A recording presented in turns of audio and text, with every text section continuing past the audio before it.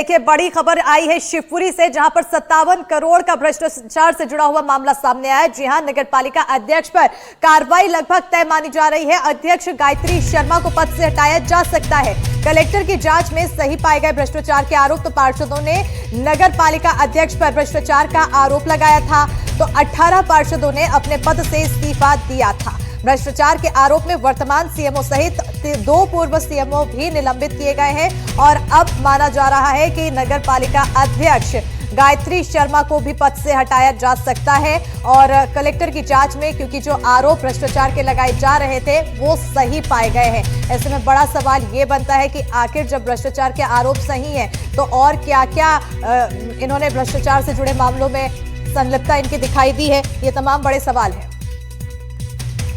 सहयोगी हमारे साथ ज्यादा जानकारी के साथ शिवपुरी सहयोगी अतुल गौड़ जुड़ चुके हैं। सीधा रुख करेंगे सहयोगी कर। अतुल, क्योंकि एक बड़ा यहाँ पर खुलासा ये सामने आया है, साथ ही साथ ये माना जा रहा है कि जो आरोप लगाए गए थे उसमें सत्यता है काफी हद तक। तो आरोप पहले तो जानेंगे कि क्या क्या आरोप थे, आगे कार्रवाई क्या कुछ देखने को मिल सकती है और आगे आने वाले समय में क्या कुछ नसीहत।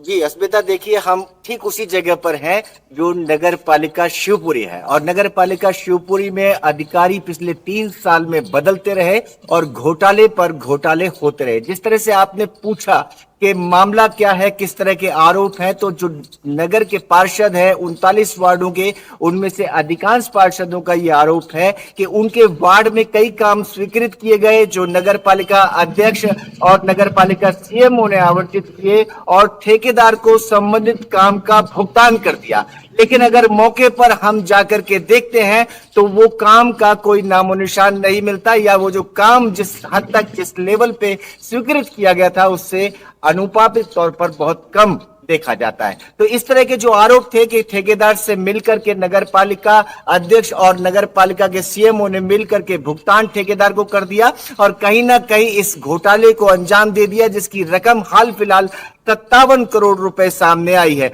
और ये किसी और जांच की बात नहीं है, खुद जिला कलेक्टर ने इस बात का संज्ञान लिया, जांच रिपोर्ट बनाई और आयुक्त नगरीय प्रशासन भोपाल को सौंपी और अब इस मामले में आगे की कार्रवाई की जा रही है। जो स्थानीय लोग हैं अस्मिता, वो पिछले 3 महीने से परेशान है।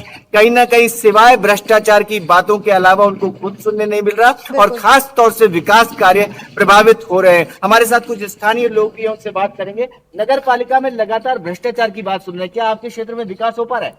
जी देखिए, पिछले 3 साल से तो विकास बिल्कुल नहीं हुआ है। चूंकि नगर पालिका में ही इतना भ्रष्टाचार चल रहा है, आपस में ही फर्जी बिलों से भुगतान कर रहे हैं और जितने भी वार्ड हैं मैं देखता हूँ कि कई वार्डों में सड़कें ही नहीं बनी, नालियाँ ही नहीं बनी, लाइट भी नहीं है, खम्भे नहीं लगे और करोड़ों रुपए यहाँ पर बताया जा रहा है कि करोड़ों रुपए निकाल लिए गए। करोड़ों रुपए का भुगतान हो गया और काम हुआ ही नहीं? बिल्कुल नहीं, किसी भी वार्ड में काम नहीं है। मैंने एक बार देखा था जो यहाँ के अध्यक्ष हैं गायत्री शर्मा, वो पत्रकारों से बोल रही थी कि हमने 400 सड़कें बना दी।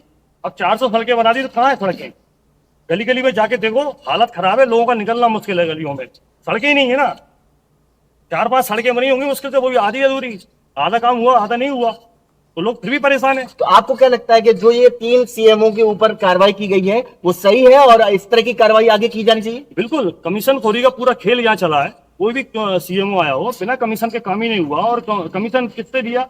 जो बड़े ठेकेदार थे उनसे कमीशन लिया, उन्हें पेमेंट कर दिया। बेचारे छोटे ठेकेदार है जिन लोगों को काम ऑर्डर मिल गया, वर्क मिल गया काम का, लेकिन वो बेचारे काम नहीं कर पा रहे। देखिए अस्मिता, साफ तौर पर स्थानीय नागरिक तक को ये पता है कि किस तरह से कमीशन खेल का यहाँ पर अंजाम दिया गया और कई बड़े ठेकेदारों से मिलकर के करोड़ों रुपए के काम न केवल सैंक्शन कराए गए बल्कि उनको भुगतान भी कर दिया गया। और अगर जमीन पर देखते हैं तो वार्डवासी कहते हैं कि उनके क्षेत्र में न विकास हुआ, न सड़कें बनी और न उनकी समस्याओं का निपटान हुआ। तो ऐसे अब जो मामला सामने आया, उस मामले को लेकर न केवल 18 पार्षद दूर हो गए नगर पालिका से और उनके इस्तीफे पर संज्ञान लेकर के करके अब जिला कलेक्टर को ये फैसला लेना है कि उनका बिल्कुल। इस्तीफा स्वीकार किया जाएगा या नहीं किया जाएगा। अगर हम मामले को और तफ्तीश से समझने की कोशिश करते हैं तो निश्चित तौर पर अस्मिता, मैं 2 मिनट चाहूंगा कि इस मामले में हम निश्चित तौर पर देख रहे हैं कि अब जो है कार्रवाई गायत्री शर्मा की तरफ बढ़ती जा रही है, क्योंकि यहां अगर हम कहीं ना कहीं देखें तो बीजेपी की छवि को डेंट लगा है, केंद्रीय मंत्री ज्योतिरादित्य सिंधिया की छवि को डेंट लगा है,